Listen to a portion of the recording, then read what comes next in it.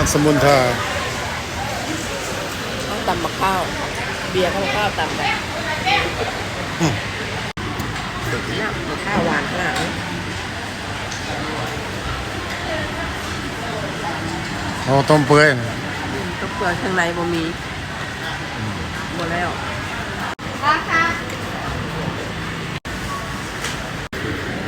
เพลงนมบอกเจ้า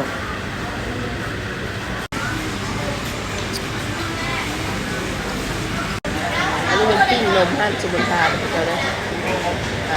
5-6 ปีก่อนเนี่ยกินนี่แหละข้าวครับอันลาบเนี่ยมันในม้าคนได้หลายนะ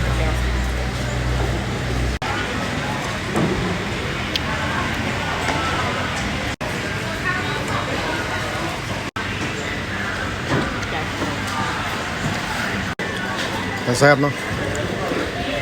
บ่วงนะสมัยลาบซีดบอกเจ้าลาบซีดดิบ